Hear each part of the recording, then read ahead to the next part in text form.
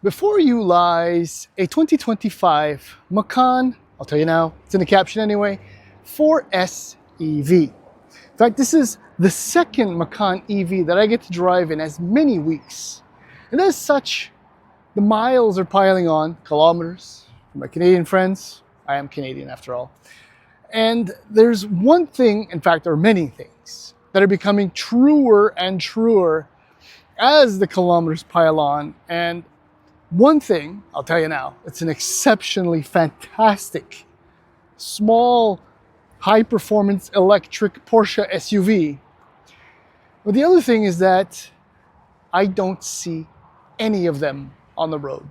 In fact, short of the two press units that I know are hovering in the greater Montreal area at this very moment, I've seen but one other on the South Shore of Montreal, and as I crisscross the island of Montreal to get to where I need to go on a daily basis. And that really got me to wonder about this. And it's almost, how can I put this? Porsche may have made a mistake, but then they're not alone in making that mistake. See, a lot of automakers, only a couple of years ago, began banking on EVs as the next step, the next evolutionary step in their entire product lineup. And launching the Taycan was a very, very good idea because it's an all-new nameplate, all-new model. And Porsche could, experiment is the wrong word, but introduce its know-how in a model without harming something as legendary and holy as the 911 or a 718 or a Cayenne. But they did so with the Macan.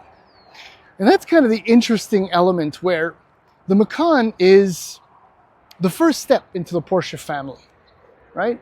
It is, well, not what people dream of when they want to buy a Porsche, but when they want to walk around with the key fob in their pockets, or they want to have the logo, on a vehicle parked in front of their house. This is where many, many end up. The Macan is the best-selling Porsche model in the world, with reason. I mean, it's everything just slightly diluted in order to make it more affordable, but it remains a Porsche.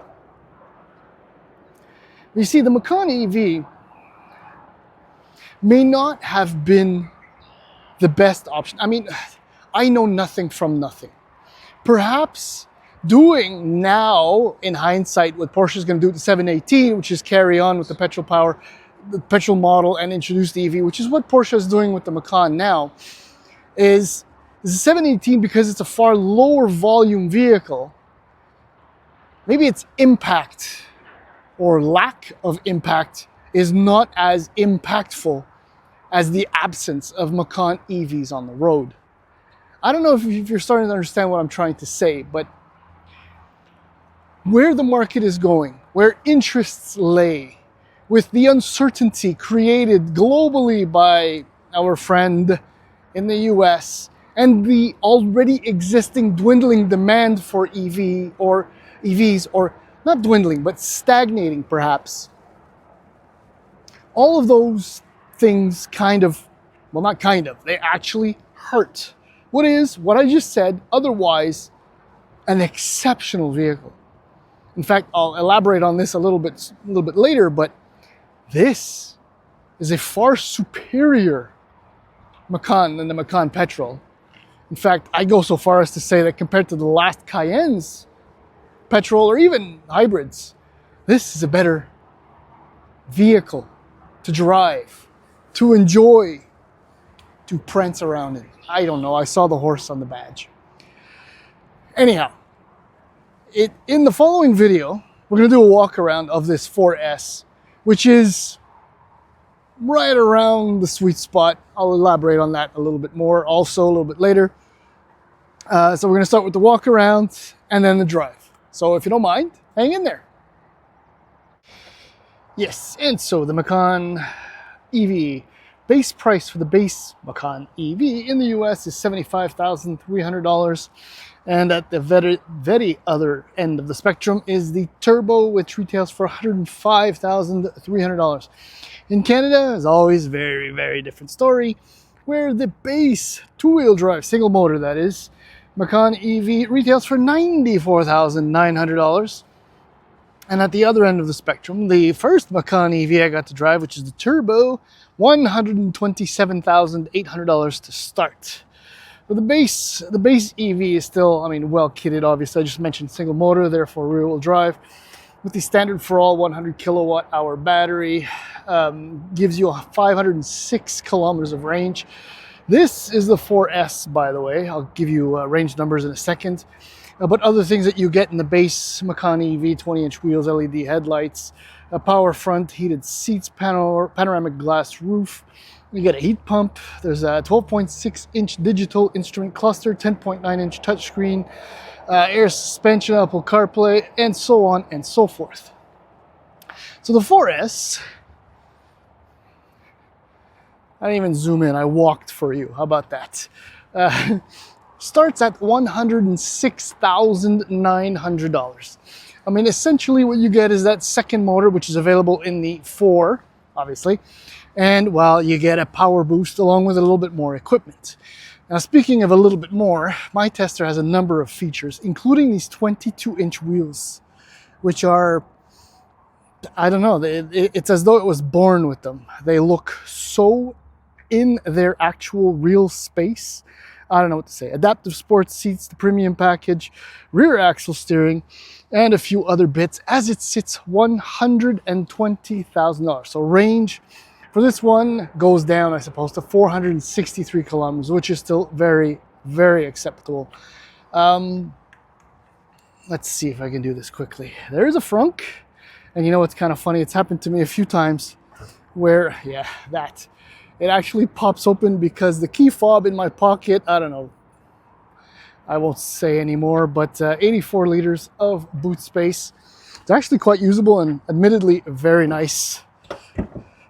Right on the back, you have your usual boot, so it's 540 liters. Obviously power hatch, if you want to see where the button is. There you go, 540 liters. There is some kind of storage under here, but not much. You saw the Bose audio, which is included with the 4S. It's actually a great four-seater. I mean, you wouldn't want to really be 5 across in this, but there's plenty of room for regular-sized adults. I mean, it's not enormous. The toughest part is getting in and out of because of the way, the angle of the door, the size of the sill, and how forward the seat cushion is. But hey, you'll manage if you get to get a ride in the Porsche, in any Porsche. So adaptive seats, I think it's 18-way adjustable. Essentially, this is like the perpetual, always-on hug from your mother. If you were like, well, some of us. Anyway, hug from your mother. As with all the Porsches that I've driven in the last, well, 2 weeks, not even, 10 days, it's very simple, austere, but the level of quality, the attention, the fit, the finish is absolutely worthy of the Porsche badge in absolutely every respect. So there's your 12-inch display, your 10.9-inch touchscreen display. I mean, the infotainment system is extremely straightforward. And as you can see, I mean, it recognizes you the moment you open the door and the key is nearby. So you don't actually have to start it, but if you wanted to, you always can with the button right there. HVAC controls, I mean, even with the sun directly on them, it's fairly easy to use thanks to these toggle switches mostly. I mean, there isn't much to say. That's your general vehicle button, so you have your drive modes, normal. I haven't been using normal as much as I normally would. However, the chassis, always in normal. Well, I'll tell you more about that. But Sport Plus, I've been keeping it off the menu, I suppose. This with the air suspension is just spectacular. Low the vehicle looks, well, like that. Just totally boss. Spoiler up, you know, this electric sports sound is an absolute annoyance, but that's really a personal preference. Otherwise, storage is actually pretty good. You got a fairly deep bin in here, but to plug and unplug your cable if you go cable like I do. A little bit of a pain in the butt, but I love these deep cup holders. Like you can put something giant in there. Storage is generally good. There isn't much else to say other than visibility is excellent because Porsches are about driving. Love how that's open down there.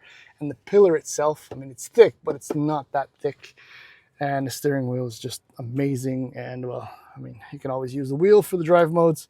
So this could explain why, sport is the mode of choice. Anyhow, enough of that. Let's take it for a spin.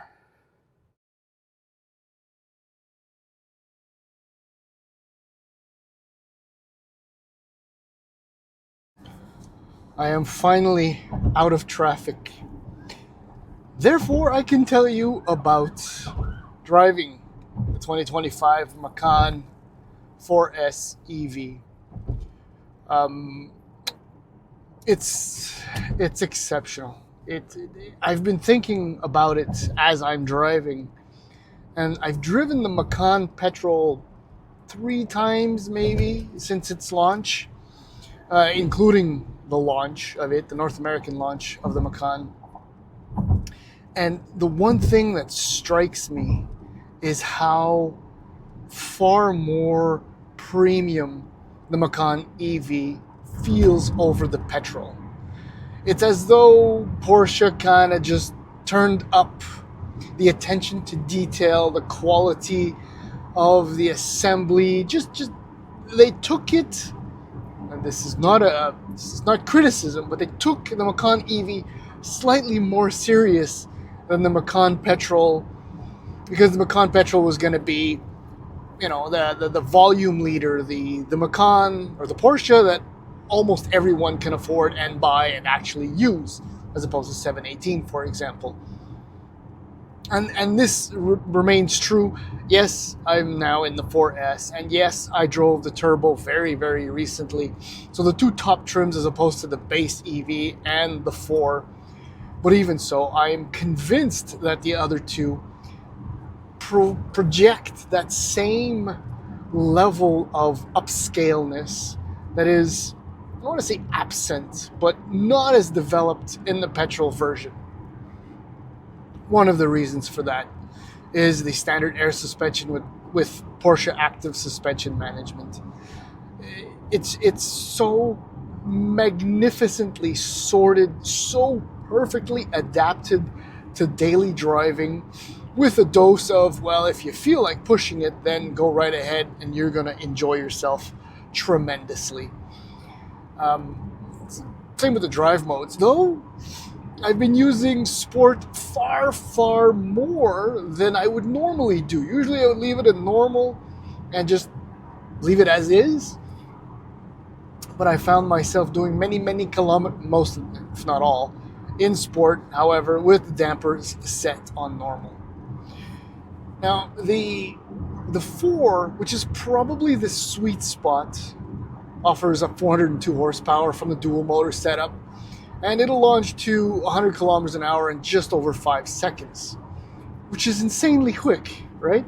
Because they all have the same 100 kilowatt hour battery, 270 kilowatt charging capability. Just range varies depending on power output and the number of motors, of course.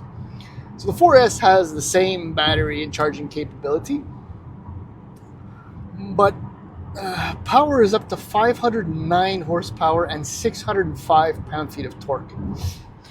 Meaning that extra 100 horsepower and, also torque, shaves almost a second from the 0 to 100 kilometer per hour sprint. So you're looking at it's a 4.1 second sprint to 100 kilometers from a standstill. That is absurdly quick. Then obviously if you step up to the turbo, as I said, you're up to 630 horsepower and overboost, and you're shaving almost another second, 3.3 seconds give or take, the 0 to 100 sprint. But at that level, it's kind of obscene. I think somewhere between the 4 and 4S is really the power sweet spot. Though, when you get used to even 509 horsepower, it's kind of tough to go back. You will save a few bucks, of course. Otherwise, the 4-wheel steering just, again, praise goes to it. It is, I think, from the 2010s, the return of one of the best technologies that first reared its head in the 80s with Honda and Mazda. And even in a small vehicle like this, it shrinks its size in half, gives it that much more maneuverability, and you feel so in charge of everything. And I'm looking for bugs with this vehicle, and the only one is at lower speeds.